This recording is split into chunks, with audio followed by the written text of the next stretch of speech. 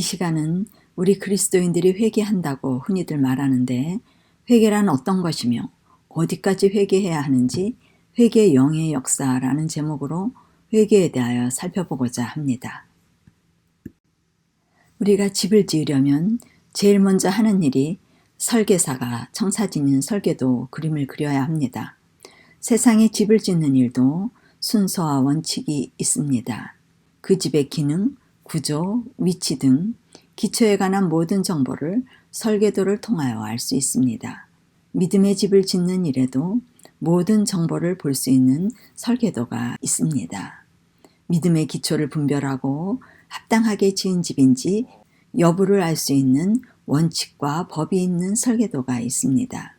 하나님께서는 영생이라는 중요한 구원의 원칙과 정보에 관한 설계도를 우리에게 주셨습니다.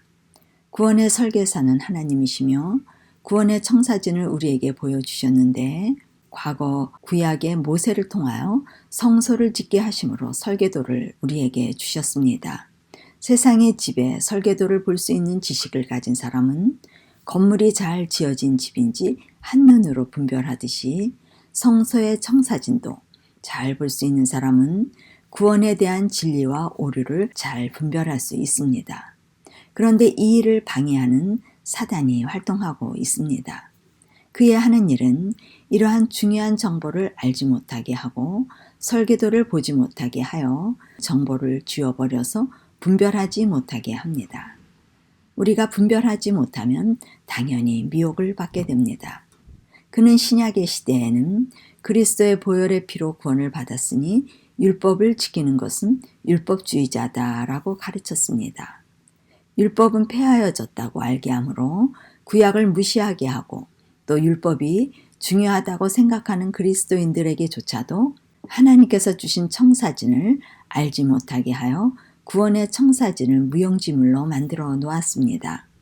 우리는 이 중요한 구원의 청사진을 알아야 법의 원칙에 기초하여 믿음의 집을 잘 지을 수 있습니다. 성막의 그림입니다. 성막을 통하여 영적 교훈을 살펴보아야 합니다. 이스라엘 민족이 광야에서 성막을 중심으로 성막 안과 밖에 있습니다. 성막 밖은 죄인들이 사는 곳입니다. 성막 안은 거룩한 곳으로 거룩한 제사장들이 사는 곳입니다. 성막 밖은 하나님께 나아가고자 하는 사람들이 성막 가까이 살며 성막을 바라보며 살게 됩니다. 그러나 세상 사람들은 성소와 관계없이 성소를 등지고 세상을 바라보며 살게 됩니다. 하나님을 믿는 사람들이 성막으로 나아가기 위하여 제일 먼저 해야 하는 일은 죄를 깨닫는 일입니다. 죄는 자기 처소에서 죄를 깨닫고 회개합니다. 죄인들이 죄를 깨닫는 것은 성막 밖에서의 일입니다. 확실히 알아야 될 것은 죄를 깨닫는 것은 성막 안이 아니라 성막 밖에서 깨닫는다는 것입니다. 많은 그리스도인들이 죄를 깨닫고 회개하면 성소 안에 거하는 것이라고 생각합니다. 교회를 다니고 봉사를 하고 전도와 선교를 하고 믿는다고 고백하면 모두 성소 안 마당에 거하는 것이라고 말합니다. 성소 마당에서 죄를 깨닫고 고백하면 성소 안으로 들어가는 것으로 성소 마당과 성소 안을 왔다 갔다 한다고 생각합니다. 성소의 개념을 자기식으로 생각하면 원칙이 없어집니다. 하나님은 원칙의 하나님이십니다. 우리는 성소를 하나님이 생각하시는 원칙에 근거하여 바른 지식을 알아야 합니다. 성소 안은 거룩한 곳입니다. 심지어 마당조차도 항상 거룩한 곳입니다. 죄를 짓는 사람은 모두 성소 안에 머무를 수 없습니다. 성소는 죄를 짓지 않는 제사장들만 머무는 곳입니다. 제사장의 죄와 성소 밖의 죄인들의 죄는 달리 취급되어지는 것을 구약에서 봅니다. 죄 문제는 다음 기회에 살펴보기로 하겠습니다. 죄인이 성막 안으로 들어갈 수 있는 조건은 들어가자마자 죄를 자백하고 죄를 정결케 하여야만 들어갈 수 있습니다. 성소 안에 들어온 사람들의 죄는 모두 회개하여 정결케 되어야 합니다. 그러므로 성소는 항상 회개한 정결케 된 사람들만 들어가는 곳입니다. 정결케 된 사람을 위하여 제사장은 짐승의 피를 가지고 성소 안으로 들어가 휘장에 피를 뿌릴 수 있습니다. 회개하지 않는 사람은 성소 안에 머무르는 제사장이 될 수 없습니다. 우리가 죄를 회개하여 정결케 하고 제사장이 된다면 우리도 성소 안에 머무는 사람이 됩니다. 그러나 제사장의 자격을 반드시 갖춘 사람만 머무르게 됩니다. 많은 그리스도인들이 구약시대에 사람들이 죄를 지을 때마다 성소 안으로 짐승을 끌고 와 안수하고 죄를 자백하고 죽이면 죄사함을 받은 것이며, 계속적으로 죄를 지을 때마다 짐승을 계속적으로 죽이면 죄가 사했다고 생각합니다. 그러나 성소에서 이루어지는 한 번의 행위는 영적 교훈을 깨닫도록 의식을 주신 것입니다. 이스라엘 민족이나 유대 민족은 죄를 지을 때마다 같은 행위를 계속적으로 반복하였지만, 하나님께서는 많은 제사를 원치 않고 자비와 긍휼을 원하신다고 하시면서 한 번의 제사 행위의 영적 교훈의 중요성을 강조하셨습니다. 짐승의 죽음도 그리스도께서 한 번의 죽으심으로 모든 짐승의 죽음을 표상하였고, 회개도 계속적인 회개의 끝에 자아 부인의 온전한 회개를 표상하는 것입니다. 그리스도의 십자가의 죽으심은 모든 짐승의 죽음을 의미하고, 죄인이 그리스도와 함께 십자가에 못 박힘은 자아 부인과 자기 십자가와 자기 목숨을 잃는 지점의 모든 회개를 통하여 이루어지는 일입니다. 이 일이 침례, 곧 죽음으로 표현이 되며, 완전한 죽음은 새 생명이 탄생되는 부활의 영적 교훈에 대한 이야기입니다. 모든 회개로 정결케 된 사람만 새 생명이 탄생되어 성소 안에 머무는 제사장이 될 자격을 갖출 수 있습니다. 그러한 면에서 성소 안은 거룩에 대한 철저한 의식과 절차를 요구하고 있습니다. 오늘날 많은 그리스도인들이 과거 하나님의 백성들과 같이 정결 예식과 제사의 의미를 잘 모르고 죄를 지으면 자백만 하면 된다는 생각하는 경향이 있습니다.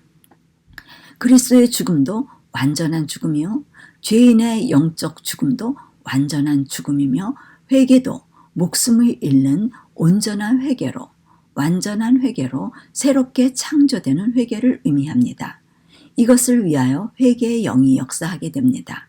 성소의 죄사함의 의식은 죄인이 새 창조되는 과정과 생명이 탄생되는 절차와 창조주 하나님이 일하시는 창조의 일이 잘 나타나 있습니다. 새 생명으로 태어난 그들이 어떻게 창조주 하나님을 경배하는 자가 되는지, 창조주 하나님을 경배하는 영적 상태를 교훈으로 잘 알려주는 것이 성소의 의식들입니다. 이 규례들을 모르면 갑상구원론으로 원칙과 법이 없는 사단이 좋아하는 불법의 신앙생활을 하게 됩니다. 죄인들에게 죄를 깨닫게 하는 일은 성령께서 하시는 일입니다. 죄를 깨닫는 방법은 여러 가지가 있습니다.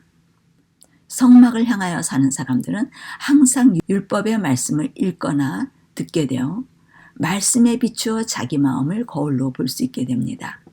양심으로 죄를 깨닫게 되면 그리스도의 필요성을 느끼게 되는데, 회개의 영은 죄인들의 이기심의 마음을 드러내줍니다.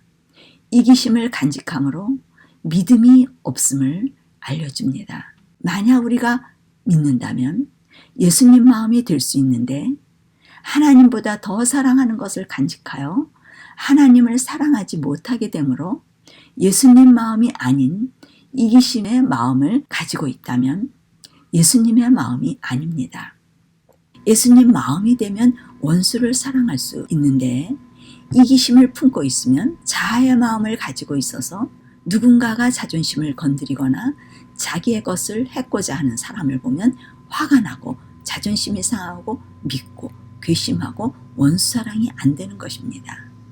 이기심을 가지고 있는 한 불신의 죄를 질 수밖에 없기 때문에 성소 밖에서 이기심을 가지고 죄를 짓는 사람들에게 불신의 마음이 있음을 알려주시게 됩니다. 불신으로는 하나님과 동거할 수 없기 때문에 성소 안에서 하나님과 동거할 수 있도록 회개의 영은 모든 이기심의 죄를 모두 회개할 때까지 알려줍니다. 죄인이 자신의 처소에서 불신의 죄를 깨닫게 되면 짐승을 준비하게 되는데 이 일은 그리스도의 필요성을 깨닫는 일의 영적 교훈입니다. 계속적인 죄를 자백하고 죄를 알면 할수록 그리스도로부터 깨끗함을 받아야 하고 죄를 해결하고자 하는 강한 마음이 일어남을 의미합니다. 이때 죄인은 준비된 짐승과 함께 성막을 향하여 나아가게 됩니다. 이 일은 구약에서는 매번 제사를 지냈지만 오늘 우리에게는 한 번의 행위가 아니라 계속적인 이기심을 보게 하시고 계속적으로 회개케 하시며 계속적으로 짐승의 필요를 절실히 깨닫게 하는 일을 회개의 영이 하게 됩니다. 이때 죄인은 짐승을 죽이기 위해 짐승을 옆에 데리고 성막 안을 향하여 나아가는 여정이 시작됩니다. 그리스도와 연합하기 위하여 그분의 마음과 품성을 얻기 위하여 회개의 일에 몰두하며 제사함을 위하여 끊임없이 구하고 찾고 두드리는 심령으로 성소를 향하여 나아가게 됩니다. 이때 짐승을 옆에 끌고 간다는 것은 아직 짐승을 죽이지 않았음을 의미합니다. 성소 밖에서는 아직 짐승에게 죄가 전가되지 않았고 연합되지 않으므로 계속적인 죄를 지으며 자신의 상태가 그리스도와 연합되지 않았음을 절감하며 주연하는 죄인이로소이다.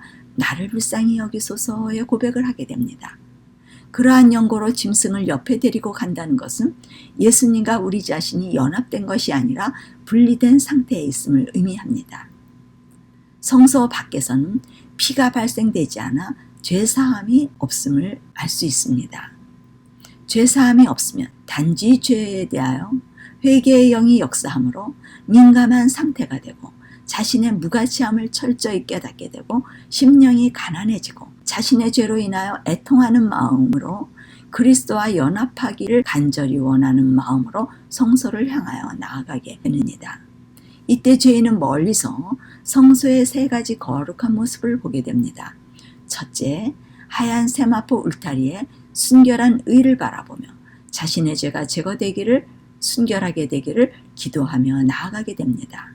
두 번째는 타오르는 번제단의 연기를 바라보며 하나님께 나아가서 짐승을 죽임으로 그리스도와 함께 죄사함을 얻고 죄에서 해방되기를 간절히 원하며 나아가게 됩니다.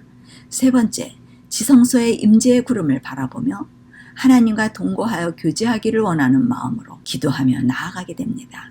이 세 가지의 목적을 가지고 죄인은 죄를 해결하기 위하여 짐승과 함께 성막문을 향하여 나아가게 됩니다. 이 일이 회개의 첫 번째 단계로 성막 밖에서 이루어지는 일입니다. 많은 그리스도인들이 그리스도를 만나려고 성소를 향하여 나아가고자 기도하며 교회를 다닙니다. 여러분들도 이러한 목적을 가지고 교회를 다니시고 기도할 것입니다. 이렇게 그리스도인들이 성소를 바라보며 신앙생활을 하고 있습니다. 그러나 대부분의 그리스도인들이 믿음이 있다고 말은 하여도 사실 불신의 상태에 있습니다. 불신의 증거로 나타나는 것이 누군가 자존심을 건드릴 때 감정이 상하고 화가 나고 분이 나며 미운 마음이 생기는 예수님의 마음이 아닌 것이 불신의 증거입니다. 회개의 영은 그러한 감정이 생길 때마다 우리에게 예수님의 마음이 아니다라고 죄를 알려주셔서 예수님 마음이 되기를 소망하며 성소를 향하여 전진하도록 이끄시는 것입니다. 회개의 영이 인도함을 받는 일은 진지한 신앙을 하는 사람들입니다. 마음에 죄에 대하여 고민하고 번민하며 투쟁하며 기도하는 일이기 때문에 진실한 그리스도인들만이 회개의 영에 반응을 하게 됩니다. 누구에게나 쉽게 일어나는 일은 아닙니다. 이것이 성막을 향하여 가는 그리스도인들의 여정입니다. 비록 교회를 다녀도 형식적인 그리스도인들은 여전히 세상을 바라보며 세상과 신앙을 양손으로 꼭 붙들고 교회 생활을 하기 때문에 진정한 회개다운 회개를 경험하지 못하고 회개의 영에 순종하는 것이 무엇인지 모르는 사람들이 대부분입니다. 성막을 향하여 나아가는 그리스도인들은 그리스도를 절실히 필요로 하는 겸손한 그리스도인들입니다. 그리하여 성막을 향해 나아갈 때 그들의 품성은 회개한 만큼의 변화가 있게 됩니다.